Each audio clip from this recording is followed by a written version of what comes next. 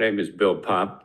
I'm a transportation planning engineer from Bellevue and followed the Sound Transit Light Rail program for years. I was part of the group that established Metro as a transit operator in King County. I here to specifically talk about the Everett extension and some work we were doing in 2015 looking at the capacity of Eastlink. I found that the Linwood extension actually taps out the capacity of the downtown tunnel. I published a paper on that. It didn't make all the news because it's way too technical. It didn't get much circulation. However, it's still the case. The light rail by nature is not a high capacity system. I'm sorry to tell you that, but it's limited to 3-minute headways between the trains. That's this national policy for light rail system, national guidelines. That limits the capacity of the system. You have 4-car trains that can't be any longer because of the station lengths. And running the numbers, the forecast for the Linwood extension for 2030 tapped out the capacity of the tunnel. The maximum load point at the north end of the tunnel was reached. And I don't see anything mentioned or talked about for the Everett extension, but that is certainly going to add to that extremely serious problem way out in the future, assuming the ridership comes back. And I think it will. So you need to turn over some rocks here and look at how much capacity you really have in that tunnel for all these extensions. Thank you. Thank you.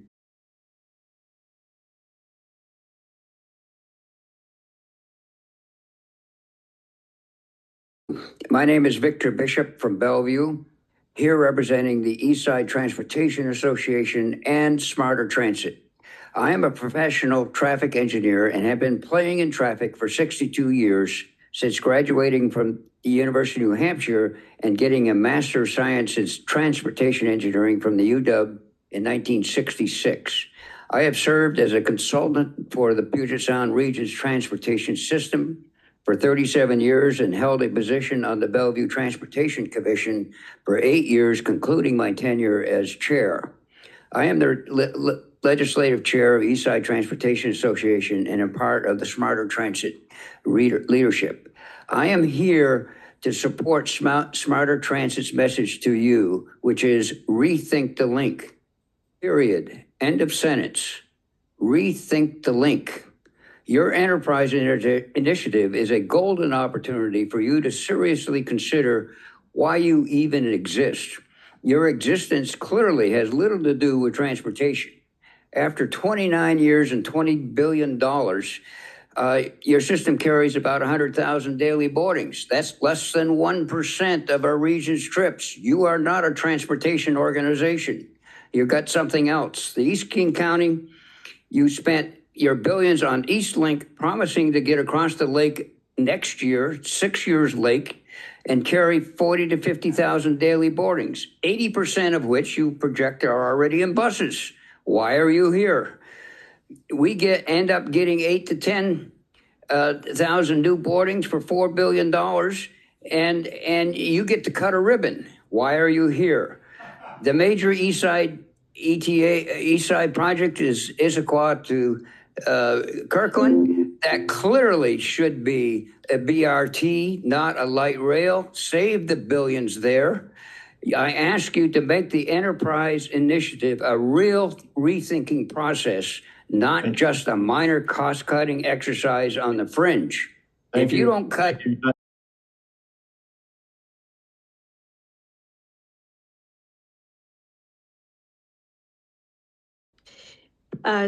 Wanted to start out by saying that I live in a cottage home development. I chaired the first Livable Communities convention in our county years ago, and we drive one car and it's electric.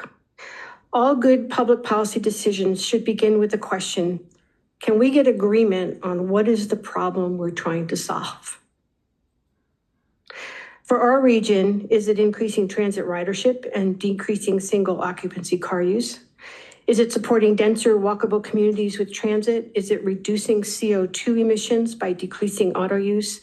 The question has never been asked or really answered, except it seems that the problem is we need to build light rail. And I supported light rail in 1996. I helped get it passed as a King County Councilwoman. Unfortunately, continuing to plan and build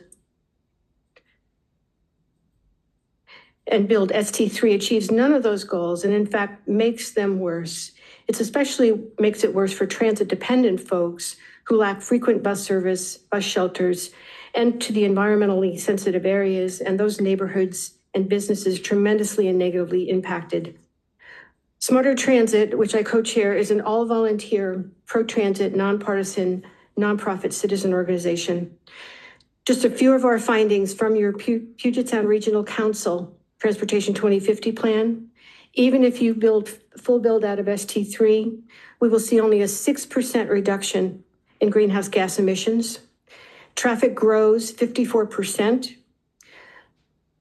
And light rail, out of the 24 million trips a day by all modes, light rail will carry only 3% of those trips.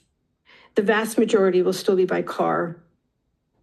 I sent this out to all of you. This was in the ST3 plan. It shows, even again with full build out, how little ridership there is out to those Everett and Tacoma, Ballard and West Seattle. Maggie, your time's.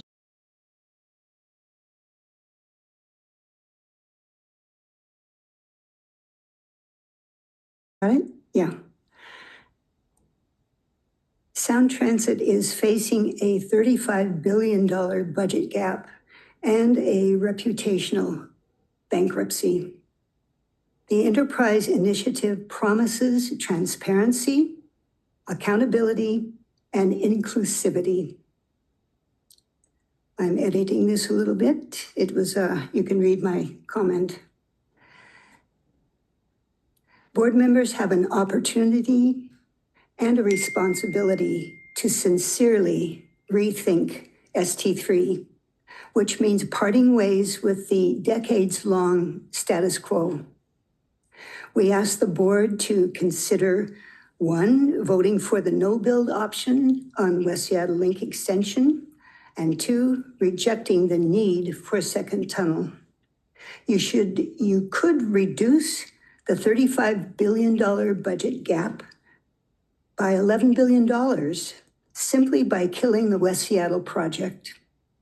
And you would restore faith that the board is working in our best interests. It's a win-win for all of us.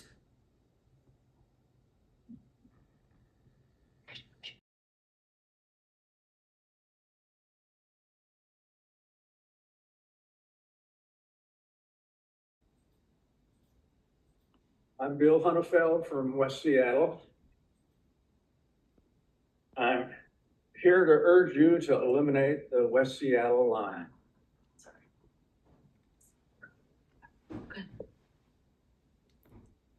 Please keep the politics out of it and let's make this a business decision. What's the return on investment? If you completed the West Seattle line, you're going to take the people out of the buses and put them on the rail. Big deal. I don't know how often any of you go to West Seattle. Think of it. How often do you go to West Seattle now? If you completed this line, how often would you go to downtown Seattle to board a train to go to West Seattle? Lots of you planning on doing that? I'd say go where it makes sense to spend the money on the rail. West Seattle is not the place to put it. I urge you to go to areas that make sense. Thank you. Thank you.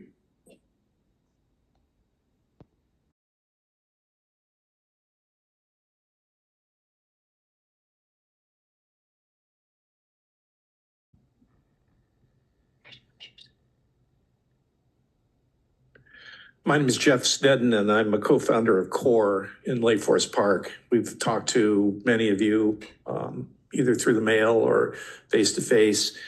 And I'm talking here about Stride 3, in particular through Lake Forest Park. Stride 3 will consume 50% of the capital costs of construction and property acquisitions in Stride 3 in order to build a single bat lane that's northbound. There's already one that goes the other direction, but the topography of Lake Forest Park means the road has to be shifted over. We've demonstrated it multiple times that the calculation of the time saved at the bus, which the staff had projected at 2.3 minutes, is well below that because it includes a section of 145th that runs through the intersection of 145th and Bothell Way. And that dwell time at that stoplight is 78 seconds.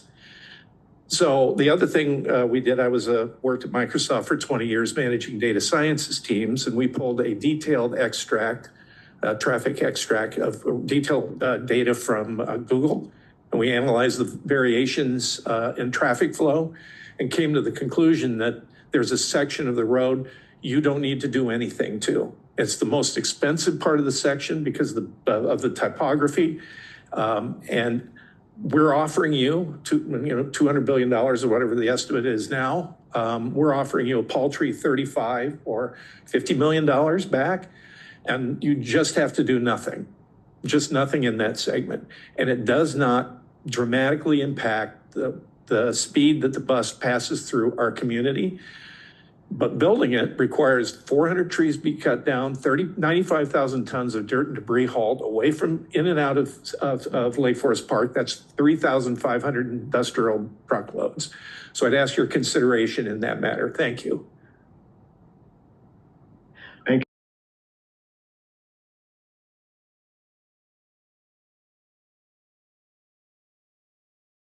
you. I'm Paula Good. I am a city council member of Lake Forest Park. I'm also a co-founder of CORE, and I'm here speaking for CORE. And I wanted to emphasize everybody's argument here does relate to the financial impact of all of this work. And I also wanted to remind the board that the money, the overages and all of that are coming out of the taxpayer's pocket. And the promises that were made in the initial years of Sound Transit were to get transit from Everett to Tacoma, and we're not there yet. So I would ask that you go back to the drawing board and take a look at some of these areas that aren't as critical as getting north and south are. Taxpayer money is important I have to live that too. I have to be careful of constituents' money. I have to be careful of the money that our agency court spends. So last year, I tried to meet with many of you. Some of you met with me, some of you weren't here. Some of you sent your second people to meet with us, but I wanted to emphasize that Lake Forest Park is just a little tiny cog in the wheels, but the impact to Lake Forest Park is huge. We are pro-transit. We are pro, even in parts of Lake Forest Park, of getting the transit through there. We're only asking for a deviation between 10 blocks. That's all we're asking for is a 10-block consideration. You won't lose anything. It's only one direction. Thank you very much.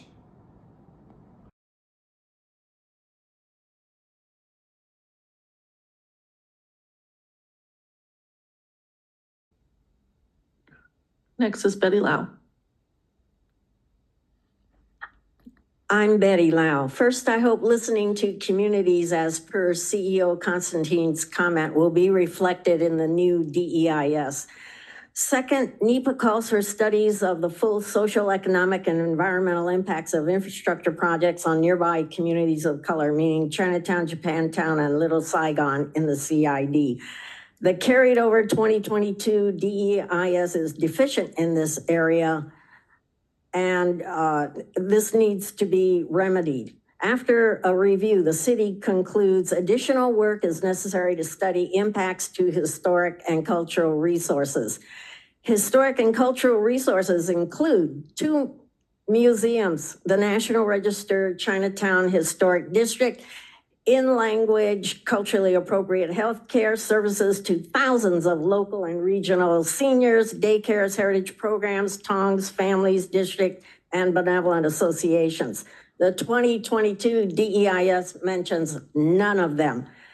The city review further concludes, quote, "We seek additional analysis to address community benefits, RET outcomes, and historic harms," unquote. Therefore, we call on Sound Transit to conduct a thorough racial equity analysis of the options for CID, just like it was done for South Lake Union. Cahill Ridge said such analysis is necessary, quote, "for the board to have all information possible before making a prior decision," unquote. We expect even greater attention to a CID racial equity analysis because of over a century of historic marginalization and ongoing harms. Thank you. Thank you. Yes.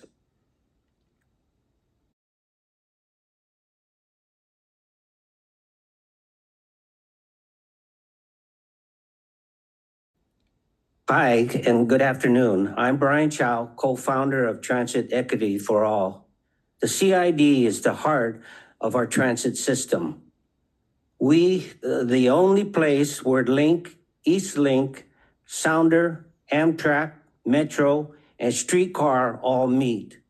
That's why the Balducci plan to finish the spine first is the best plan. It saves billions by deferring the second downtown tunnel, protects the CID from the devastating Fifth Avenue or split station construction, and allows Sound Transit to keep its most fundamental promise, finishing the Tacoma to Everett spine first. When the region can afford a second tunnel in the future, a Fourth Avenue super hub will be the right choice. But today, we need the Balducci plan, a win-win-win solution. The only plan that protects the CID and delivers faster, fairer service for the entire region. Rethink the Link is about accountability and equity. The Balducci plan embodies that.